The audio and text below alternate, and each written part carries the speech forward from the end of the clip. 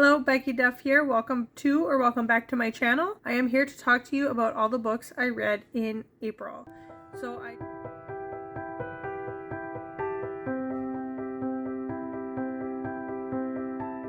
Recitative by Toni Morrison. I saw Kayla from Books and Lala was reading this and she sold me on it, especially since it's so tiny. It's like 40 pages long and there's like 40 pages of the introduction, but Kayla was mentioning like the introduction was really good and really important to the story, and that's what made her like the story so much. So I decided to pick this up from my library and I'm going to see if I can read it today, just sitting here. I am still reading A Little Life, but I just wanted to break it up a little bit and just try and read this in a day. I don't really have any plans for today. I am out of dishwashing liquid for the dishwasher and my washer's broken, so that's fun. There's 1,000 other things I could be cleaning, but I could also be reading this. And I am also listening to Finlay Donovan Knocks 'Em Dead, which is the second in the series to Finlay Donovan is Killing It, which I read last year. And I have a vlog up of reading all my pink books that I requested all these books from the library and they all happen to have pink covers. And that was one of them. So this is the sequel to that. And I'm listening to that as an audiobook, so I got to listen to that on the walk to and from MOPS, so that was really good. And I can listen to that while doing some cleaning and stuff like that. But I am going to get into this for now.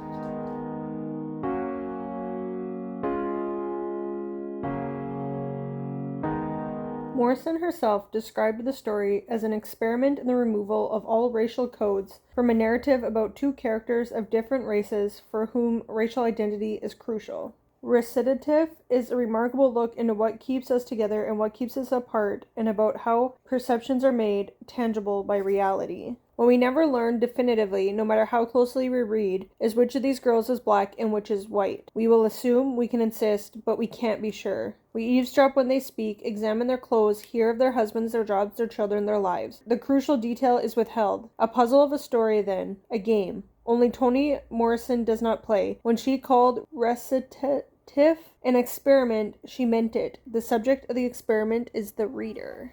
So I finished my first book of April, Recitative, and I was able to read the story in one sitting. I read the introduction in one sitting and then had a little break and read the story. And it was really interesting. Like I was saying before, this is a story about two girls that grow up. At 8 years old, they're both dropped off at an orphanage because the one girl's mother is a dancer. It just says that she dances all night. And the other girl's mom is sick.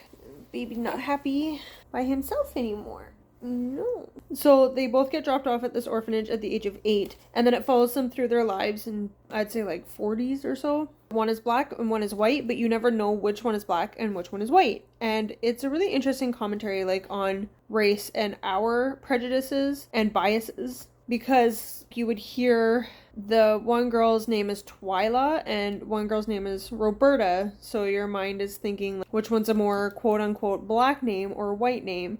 The one girl, her mom is a dancer, so which girl's mom is more likely to be a dancer, the black mom or the white mom? Like an exotic dancer, as my husband said as I was telling him about the story. The one girl couldn't remember what I read or what the teacher said, so Twyla couldn't remember what she read or what the teacher said, and Roberta because she couldn't read at all and didn't even listen to the teacher. So who's more likely to know how to read versus not read, the black girl or the white girl? And my kids are home from school. I'm in this train. What? Yeah. You have dirt on your face. I didn't realize what time it was when I started recording. You guys are home early. Oh, the bus came early today instead of late. Anyways, this book kind of challenges your biases about what you might think I'm in a this channel. black person looks and sounds like, or what a white person looks and sounds like, and how they live and stuff like that. And it says because you hear the story from Twyla's perspective, which is first person perspective, because Twyla's perspective is first person perspective, it says that white people will read her as white and black people will read her as black. So it was really interesting and I enjoyed it. It was really short. Like I said, I could read it in one sitting. Yeah, this is my first Toni Morrison. I haven't read any of her stuff before, so I'm hoping to pick up The Bluest Eye from her next. So Finlay Donovan is a newly divorced mother of 2 who is an author, and she's trying to write books. And she goes to meet her agent at this like Pandera or something like that, and She has masking tape or duct tape and like a wig and a few other things like in her purse that are kind of like suspicious. They're talking about like murder and how to get away with murder and stuff like that because she's talking about her next book. The lady beside them just kind of overhears snippets of this conversation that include like murder and look in her bag and sees things that are kind of suspicious in the context of this conversation. And the lady like slips her a piece of paper and is like, contact me, and she wants her husband killed and thinks that Finley is a contract killer. So that's what happens in the first Finley Donovan is Killing It, which I read last year. She needs money, right? Because she's newly divorced, doesn't have the support of her husband, and she hasn't like made it big yet either. She's going to be hired for like $100,000 or whatever. And the antics that ensue from this possible hit job that she wants to take. This year, Finley Donovan Knocks 'Em Dead released, and the first book ends on a cliffhanger. And this one takes place like a month after that one. So I didn't reread the first book, but I listened to this one as an audiobook, and she does a pretty good job. Elle Quasimodo does a pretty good job of like recapping things. You need to read both books like in order, but having not reread the first book and it being about a year since I read it, they would be talking about something and I'm kind of like, what was that again? And then she would do like a quick little recap. So I thought she did a really good job with that without making it like redundant. Just enough for you, like if you have a okay memory and you read the book, she does enough of a recap that it kind of like triggers that memory of what happened in the book. So I can't talk too much about it being a direct sequel and would spoil the ending of the first book, but I enjoyed it. It was a 9-hour audiobook, so that was nice that it wasn't super long. A lot of the audiobooks I tend to click on are like 12 plus hours, and I listened to it at mostly 1.35 times speed on Libby. I liked it. I liked the characters. Again, there is her nanny slash accountant slash like now best friend Vero, and I really liked her character in the story. Just her and Vero's relationship and dynamics and their chemistry and stuff is really good. I really enjoyed that.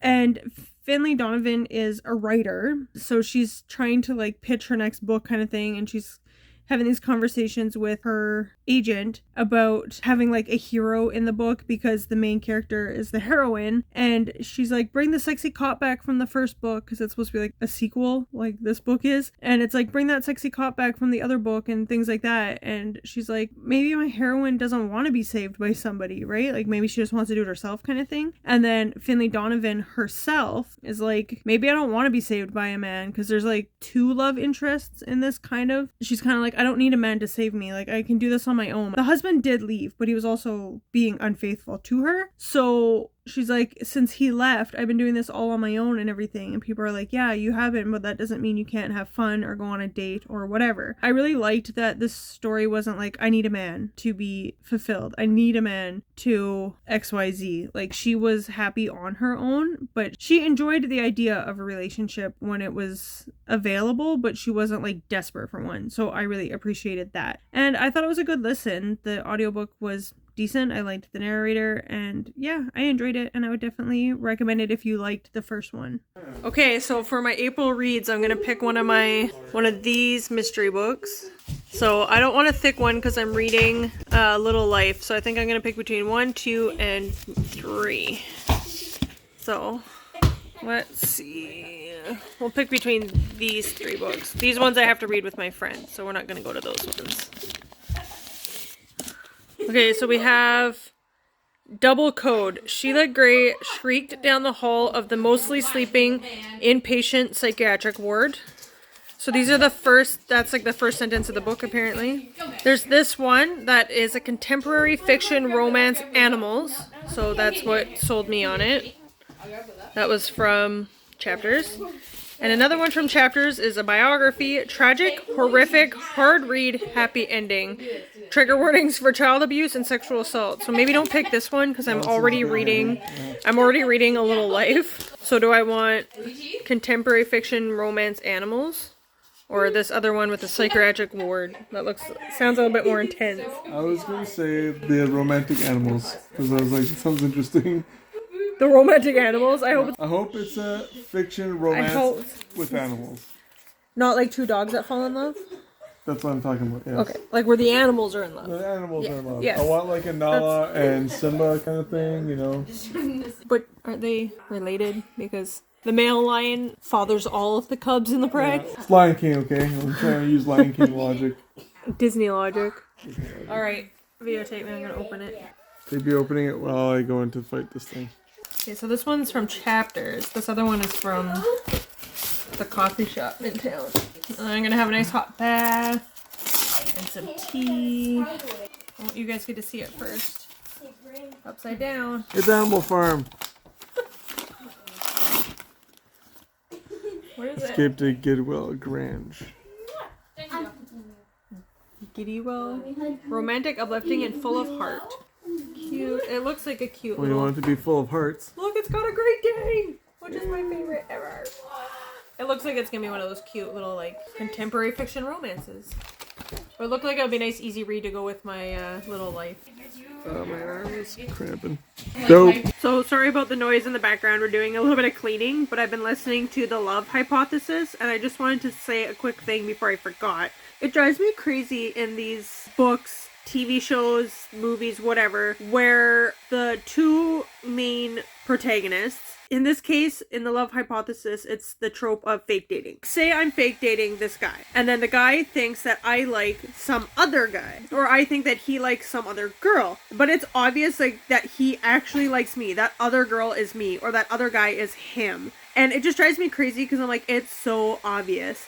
But then I was thinking about it a little bit. Looking from the outside in, it's so obvious. Like Gilmore Girls with Luke and Lorelai. Everyone was like, you guys are meant to be together. Luke loves you. It's like painfully obvious. So looking from the outside in, it's really obvious that these two people like each other. When you are the person, like I'm the person in the relationship or in the fake relationship or in a friendship where I want it to be more whatever, sometimes like it's not as obvious because you don't see yourself usually in a good light.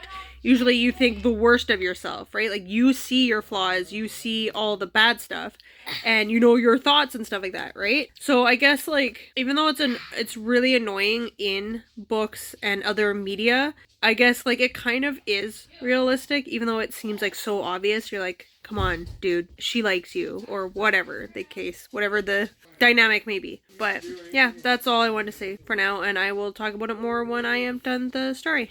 Yeah. So I have some plants that need to be repotted. My cacti and succulents tend to grow really tall and skinny for some reason. I'm not sure about that. So I have it in this really cool like little flower pot I found at probably Value Village, which I thought would make a really cool planter. But my plant just grew tall. So I got these other planters from Walmart to give them a little bit more stability, hopefully. And then my daughter's just painted those.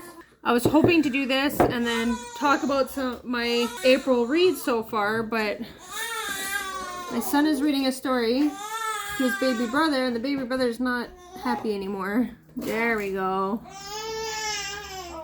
So we'll see. I am 590 pages into The Little Life, so I'm doing a separate vlog for that one. Please be careful with him. Oh, his head. He's 12 weeks old yesterday. The 20th of April, Wednesday. He was born on a Wednesday. So the 26th will be his official 3 months. So he's still practicing his head moves there, his neck strength.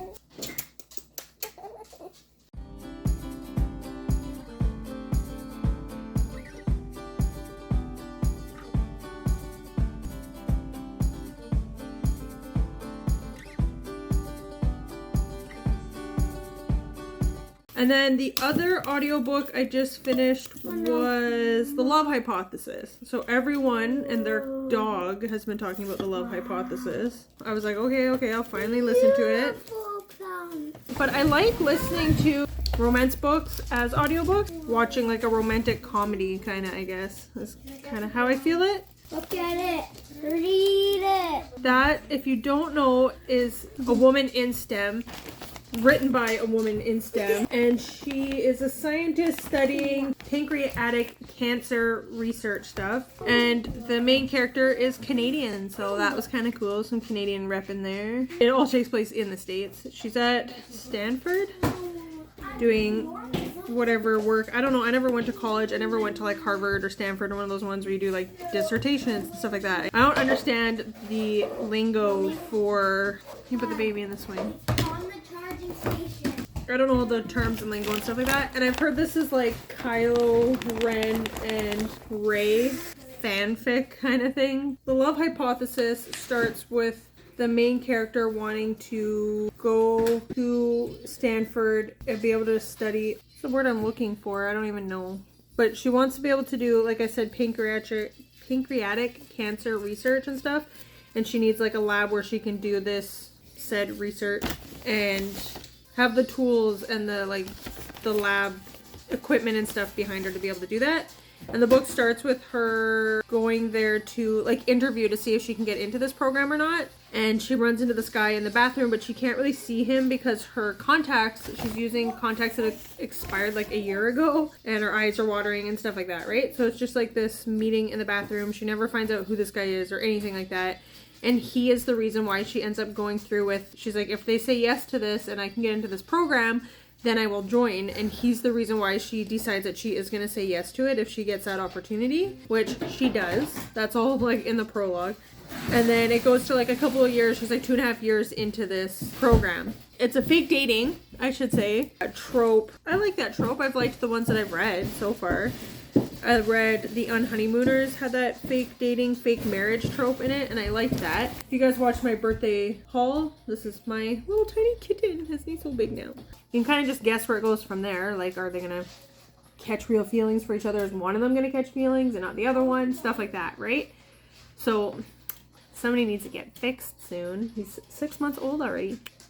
And my baby fell asleep. All you can see is the cat's butt. He's sleeping. Luigi. He's looking in the garbage to see what I threw out. That's cat litter, first of all, and plants. Anyways, I really enjoyed that one, and it had some good messages in it, a good rep for women in STEM. I liked the relationship and how it developed. I didn't think it was like too quick to develop or anything like that. There's some like the forced proximity trope as well. And I thought it was believable and stuff too, and it wasn't too like insta-love or anything like that. And I enjoyed it. It was a good time and would definitely recommend it. And now I'm currently listening to Rock, Paper, Scissors.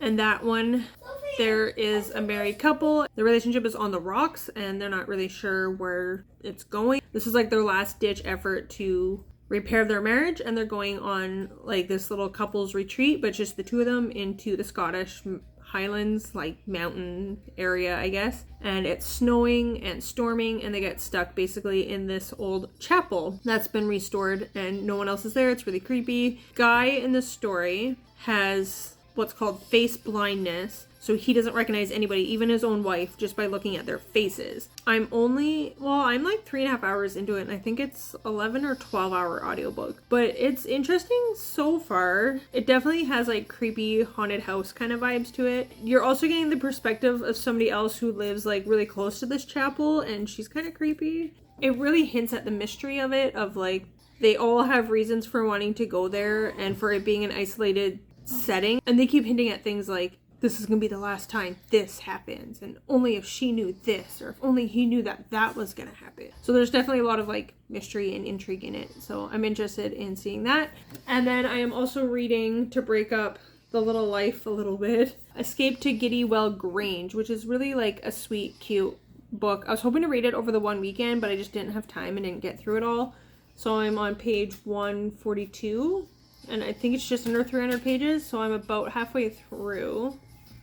You can kind of see. This one's a lot more, it says romantic, uplifting, and full of heart, and it's really lighthearted. After boyfriend Jamie broke her heart, businesswoman Maddie Young threw herself into her career, but after losing her job, Maddie takes her wounded pride back to the village of Giddywell. Helping best friend Beth with her doggy daycare business means Maddie is soon swapping high heels for wellies and handbags for poo bags, as well as falling in love with Baxter the cockapoo. The only thing that's kind of annoying is like she lost her job, but it's called like she has become redundant, and she uses that word a lot, and it is very redundant.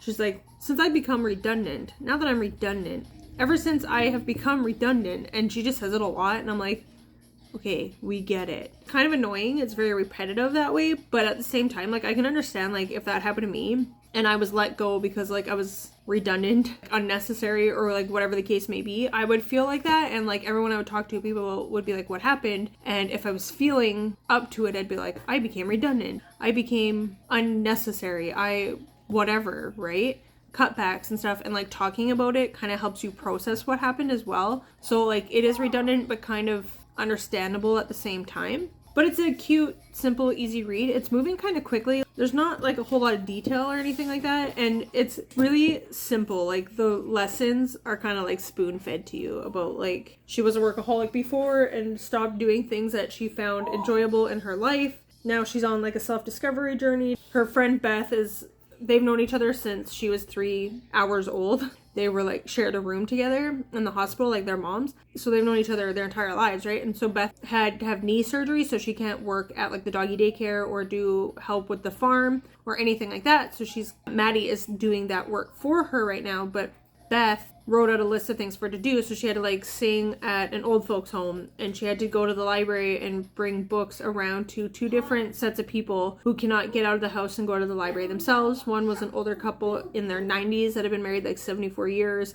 And another was a guy in a wheelchair who is also blind due to an accident. And so she's just learning life lessons from them, like to appreciate what you have. And the joy that comes from helping somebody else. They're like, thank you so much for bringing us these books. This is such a huge blessing to us. And she's like, no, you've been a blessing to me. Like, you've really helped me to discover what I've been missing and what my job wasn't giving me and stuff like that. The lessons are very obvious, but it's a fun, easy read, which is nice, especially in the middle of reading A Little Life, which is very, very heavy and dark. So I'm here for my final wrap-up of what I read in April. I was hoping to do more of a wrap-up as I was finishing these books, but I got a cold and couldn't talk for like a week, so fun times.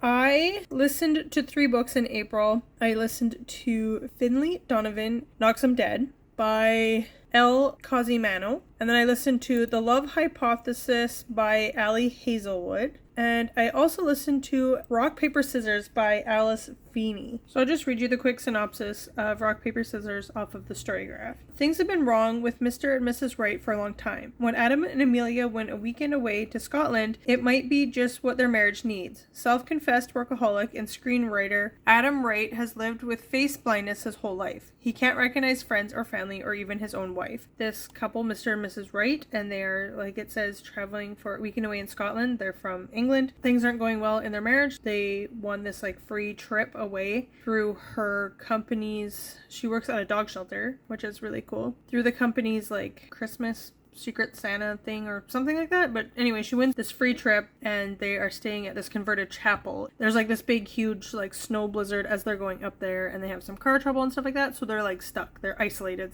It's an isolated thriller. Every anniversary, the couple exchange traditional gifts: paper, cotton, poetry, pottery, tin, and each year Adam's wife writes him a letter that she never lets him read. Until now. They both know this weekend will make or break their marriage, but they didn't randomly win this trip. One of them is lying, and someone doesn't want them to live happily ever after. 10 years of marriage, 10 years of secrets, and an anniversary they will never forget. Dun dun dun. So the plot twist in this did catch me off guard, even though it probably shouldn't have. I was listening to it as an audiobook, and one thing I like about audiobooks for thrillers is that you can't read ahead. So your eyes aren't like skimming the page. Your eyes aren't catching the words of something that could spoil the plot twist that's coming. You're listening to it, you just hear it as it's happening. You're not skimming it, right? So that's one thing I like about listening to thrillers. I do enjoy reading them, but there's too many books, too little time, and some books I just need to listen to on audio. So that was a good one. There was a couple of twists, but it definitely caught me off guard, and I was like, whoa. And then I had to like go back and think about like all the things that led up to that plot twist. And I thought that Alice Feeney did a really good job with that. People you follow. So one person that I follow has read this, and they gave it a 1 star.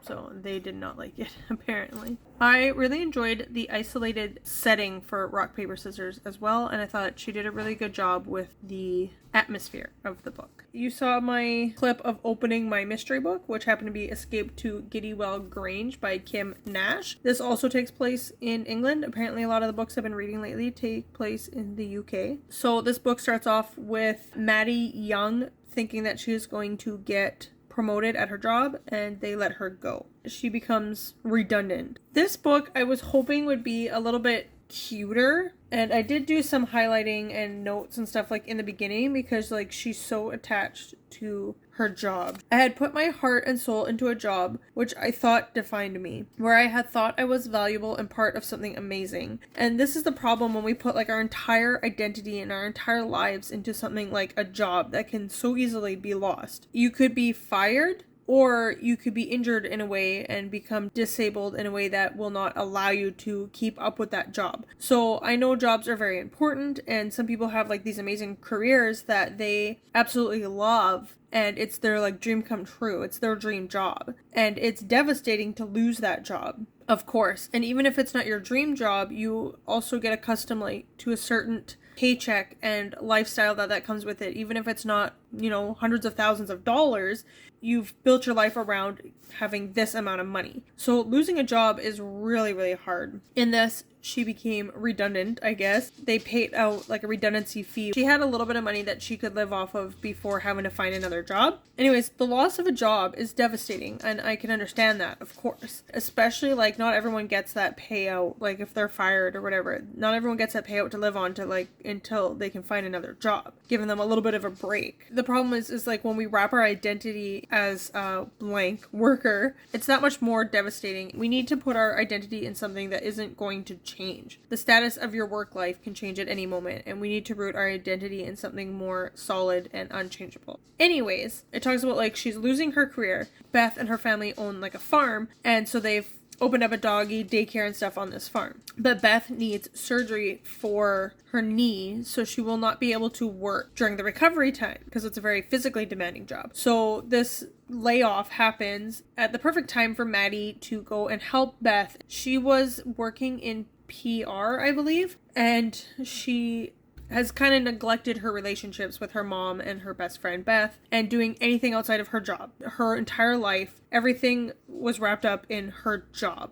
So now she's got this free time and she's like, okay, I can help you. And Beth's dad is like, I don't want to not pay you for your time. So she has like a small amount of income coming in from that on top of having the payout from her job. She's doing this job, working a little bit in the office and working a little bit out with the dogs. And there's like one scene where this dog like bumps into her and she falls over and gets like dirt on her pants. I thought there was going to be more of that because it says that Maddie is soon swapping high heels for wellies and handbags for poo bags, as well as falling in love with Baxter the cockapoo. So I felt like there was going to be more instances of her like walking through the mud and being like, oh, this is so disgusting. I miss my high heels. And like that growth process, but like instantly she was like, man, I feel so refreshed doing this job. And this is so awesome. This is such a change of pace. And like she learns all her lessons like bam, bam, bam, bam, bam, bam. So fast. And I'm like, wow. It's hard to believe that she grew that quickly. There's that one main huge change in her life of losing her job. But beyond that, it's like she just slipped into life without a job so quickly. I was thinking of those like Hallmark romance rom-coms that you see where, you know, big city girl working hard at her job or whatever has to go back to her little town and sees the old high school flame crush kind of thing, and she wants to get back to the city. And you know, there's all the things like, you know, she goes to feed the pigs and falls in the pig pen, or you know, the horse knocks her over. Like just all these little things that happen in those typical rom-com movies. I was expecting more of that from this book. I was hoping it'd be like a cute little fun rom-com, but really nothing happened. Anything that led her to have change in her life, like volunteering at the library, like she basically just takes over Beth's life while Beth sits in a hospital bed and then at home watching TV and recovering from surgery. And she has these moments of like, man, it's so amazing to spend time, like I haven't volunteered my time with anybody because I've been so busy, and it's so refreshing and like life-giving to give to other people, and I've missed this. And like she learns the lesson really, really quickly, and nothing is implied. It's just straight out there, spoon-fed to you. This is the message. And it's a good message, but it's just, she learns it really fast. It's really quick. There's nothing hidden about it at all. And then it also talks about when Beth's brother and Maddie's schoolgirl crush Alex returns from the States, Maddie realizes he still makes her heart flip. She broke up with this guy, Jamie, years ago, and now he's like come back in her life now that she's become redundant, and he has his own company and he's like, come work for me and all this stuff. So she's kind of like flip-flopping between Jamie and Alex. But she's like, oh, I had such a crush on Alex when we were teenagers. And they have like 2 interactions throughout the entire book. And then, spoiler alert, at the end, they hook up. Like, they get together and start dating and are, like, seriously dating. I'm expected to believe that there was no tension there at all. Like, there's one scene where he has, like, her phone or something, and he's, like, holding it up above her, and she's like, oh, haha, give that back. And she's, like, reaching up, and she's like, oh my gosh, he's got so many muscles. And then the dad, Beth and Alex's dad, walks by, and he's like, hey, you two, stop goofing off, ha ha ha. And, like, that's it. That's the most tension you get in this book. And I don't like super smutty scenes. I don't need that. I'm okay with Fade to Black. That's fine. But like, they have no interactions. There's nothing until the very end. Look, that one little scene. That's it. So I'm like, why?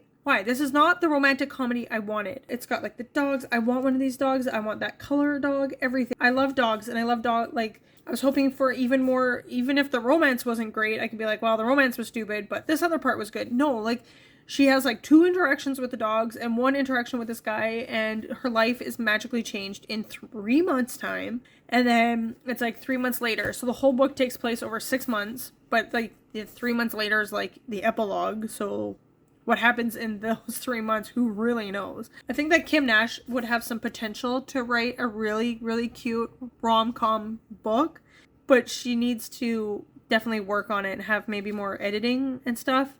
I don't know if editing's the right word, because like, it wasn't too long or dragged out or anything. It was like, almost, the pacing was almost like too fast. I think if she really worked on it, she could do a really cute rom-com. It'd be like a 2-star maybe, I guess. Yeah, I was hoping for a lot more cutesy stuff between her and the dogs and her and Alex, and I just did not get that from this, so that sucks. The life lessons were good. I liked the relationship with her and her mom. She's kind of neglected that relationship because of her job, and now she's getting back to building up that relationship with her mom, and she's never known her dad. I liked that she had a chance to spend time with her mom, and they even go on like a cruise and just have that bonding time, which was nice. There's some big stuff that happens in here with like discovering who her dad is and everything, and it just happens so fast, and it's not realistic. And then the last thing I read in April was All Her Little Secrets by Wanda Morris. And I read that for 2 things. I read that for the Spring Fling Oween by Gabby Reeds. And I read it for Book and Kayla's Literally Dead book club. So I enjoyed All Her Little Secrets. It kind of has vibes of The Other Black Girl. I listened to The Other Black Girl as an audiobook. I read All Her Little Secrets as an ebook. And The Other Black Girl, I was kind of confused by it. And I don't know if that's because I was listening to it as an audiobook, so I missed things. And it was long too. It was like over 10-hour audiobook. I just kind of got lost in it. But The Other Black Girl is about a girl in publishing, and she's the only one who works there, and then another black girl gets hired on. And it's kind of like the dynamics of being a black woman in a mostly white space. In that case, there was a lot of women in the workplace. In All Her Little Secrets, she's a black lawyer working in a corporate setting kind of thing, and she is one of the only colored people there, as well as being a woman in a high-powered position. But I thought All Her Little Secrets was better. I liked it better than The Other Black Girl. I found it a really easy read. I read it in a couple of days. A decent-sized book. It says it's 384 pages, and I read it in just like 2 days. Or 3 days. So I thought it was really easy to consume. Ellis Littlejohn seemingly has it all: an Ivy League law degree, a well-paying job as a corporate attorney in Midtown Atlanta, great friends, and a for-fun relationship with a rich, charming executive who just happens to be her white boss. But everything changes one cold January morning when Ellis arrives in the executive suite and finds him dead with a gunshot to his head. And then she walks away like nothing has happened. Why? Ellis has been keeping a cache of dark secrets, including a small town past and a kid brother who's spent time on the other side of the law. She can't be thrust in the spotlight again. Ellis, the company's lone black attorney, is promoted to replace her boss. While the opportunity is a dream come true, Ellis just can't shake the feeling that something is off. There's a lot I could say about the book, but it would all be like spoilers. But I enjoyed it. There was definitely some reveals that I thought were good. I liked her brother. Her father wasn't around. Her mom was an alcoholic, and her mom ended up dating this like really abusive guy, a white abusive cop. So she's got some issues with police and the authorities and stuff, of course, which of course plays into her present time as an adult. This book and the Giddywell Grange, both of them have women that are like late 30s, so that was kind of cool because I'm 34, so it's nice reading books from an older woman's perspective, and older as in like not between the ages of like 16 and 25. Alice has some trouble with authority. And of course, that's playing in the present time since she found her boss dead. There was a woman, you get flashback chapters with her, Vera. Vera, like, kind of helped raise Alice. I joined the live show for the Literally Dead book club with this, and everyone talked about how much they loved Vera, and I guess the author of this is actually making another story, a companion to this one, with Vera, because there's some stuff in Vera's past that you're like, what did she do? What's going on? It's a little bit shady there. And so I guess she's writing a story about Vera's past and what happened back, like, probably 60s, 70s. And there's another side character in there that could like potentially be like a romance that wasn't heavily played into, and everyone's like, I wanted more of that, I wanted more of that. And I'm really glad how his story and a few other side character stories panned out. Definitely All Her Little Secrets, I liked the main story, and I also liked the side characters and supporting characters. And then wrapping up April, I also finished A Little Life before jumping into All Her Little Secrets. I liked it, A Little Life, but I am doing a vlog for that on its own separately. So watch that for all of my thoughts and feelings on A Little Life. But I liked it. It was good. Hard read. I can see why people like it and why it's a big thing on BookTube for sure. So that pretty much wraps up my reading for April. Thank you for watching. Let me know what you read in April. What was your favorite book that you read in April? What was your least favorite book? I would say my least favorite book was probably, sadly, The Escape to Giddywell Grange. And I listened to The Love Hypothesis. I really liked that one. That one was good. A Little Life is a heavy book. Physically, it's really big and heavy, but emotionally, it's a very heavy book. I don't know what my favorite would be. I can't decide. All Her Little Secrets was really good, and for the twist of Alice Feeney's Rock, Paper, Scissors, I'd say it was the best. Thank you for watching. Like, comment, subscribe, and I'll see you next time. Bye!